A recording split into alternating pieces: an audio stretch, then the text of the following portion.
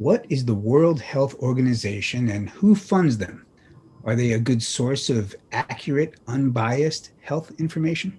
The World Health Organization is one of the most corrupt health organizations on the planet. The biggest funder as of last year was Bill Gates, and then other countries. The United States smartly withdrew from funding. I think that they're funding it again because we now have a different regime. Not, you notice I didn't refer to it as administration. It's a different regime in charge now. We live in the People's Republic of America. But in any case, the guy who's head of the World Health Organization, Tedros, he goes by, is from Ethiopia. He was in charge of health in Ethiopia, and every international monitoring organization wrote devastating reports. You can't find him on the internet easily now because when the Gates wanted him in that position, they sanitized the internet of all this stuff. But I can show you where to find it. They all wrote him up for using donations, essentially grants, to build health centers that didn't have running water, that sort of thing. I mean, it's just terrible manager of anything. An ethnic group that he despised, 2 million of them disappeared from the census while he was in charge of health in the country, and he can never explain that. He's not even asked about it anymore. To tell you what kind of person he is, the guy who's in charge of the World Health Organization, they have a goodwill ambassadors group that serves, I don't know what they're supposed to do, but his first nominee was Robert Mugabe.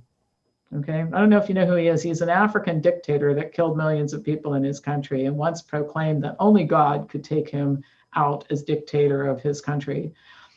He renewed President Xi's wife of China is on the Goodwill Ambassadors group. She's listed as an opera singer, but we have video of her. She's a general in the People's Army. And we have video of her singing for the troops while they slaughtered people in Tiananmen Square. She also is head of that program that locks up the Uyghurs and uses them for body parts. Great lady. I think those are exactly the type of people you want associated with the World Health Organization.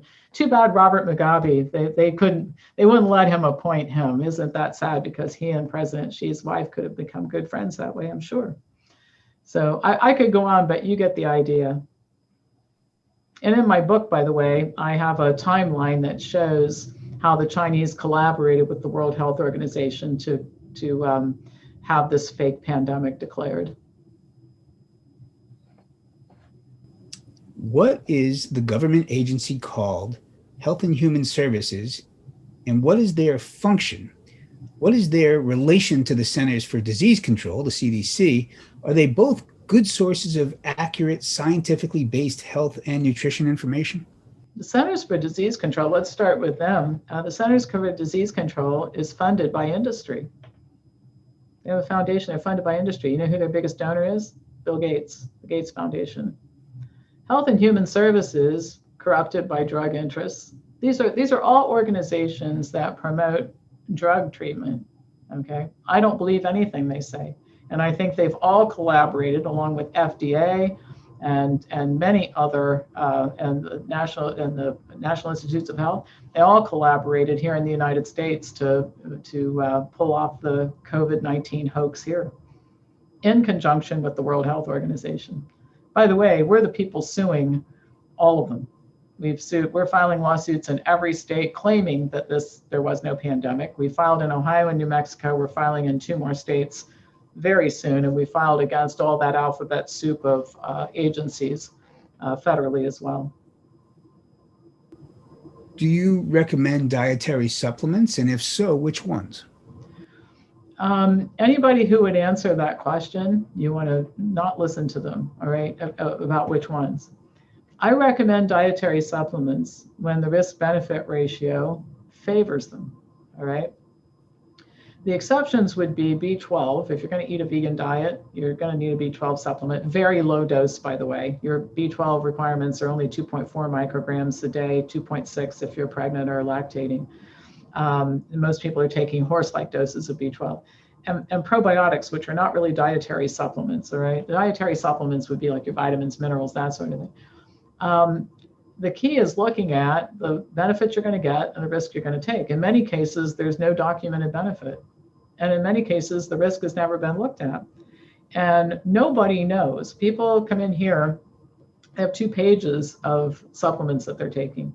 Nobody knows what the interactions of all those things are. I mean, one thing you can say for drugs, you can go online and you could look at drug interactions, know exactly what the interactions are. Nobody knows. So are your symptoms because of all that mess of stuff that you're taking? I ask people, by the way, why they're taking different things. They generally don't even know, and they never asked. Okay. So I'm real cautious about supplements, and I tell people the ones you have to be the most careful about are the ones that work, because if they have an effect, they have a side effect. Now the question is the side effect that you're going to experience worth the benefit that you're going to get?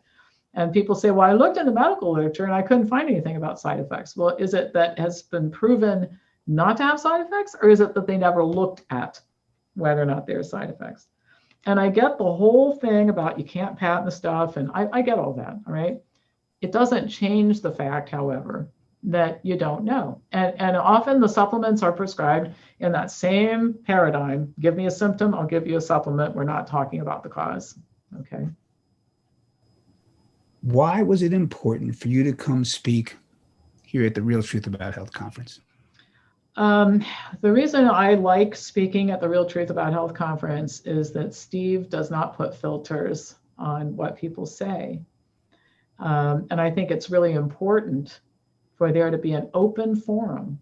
And one thing that people will say is, well, I watched the Truth About Health conference and some of you guys don't agree. The worst possible thing you can do is watch a conference where everybody agrees with everybody. What the heck is anybody going to learn from anybody then, right? You know, and so we don't expect that consensus in other areas of life so much, so we shouldn't expect it here. So I think the opportunity to hear what a lot of different people have to say, and I think generally speaking, from what I've experienced, I think I've been at all of them, I think, but there's a really good cross section of people coming at things from different points of view, and I think that's really, really important. We need more of it, not less of it. Thank you, Pam. That's it. I think we're good. We've marked our hour and a half, and we want to be respectful of your time as well. So, Okay. Yeah, absolutely. Unless there's anything else you want to add. No, that's good. That's good. Thanks. I mean, I can do this all day. This is easy for me. It's not asking me to work very hard.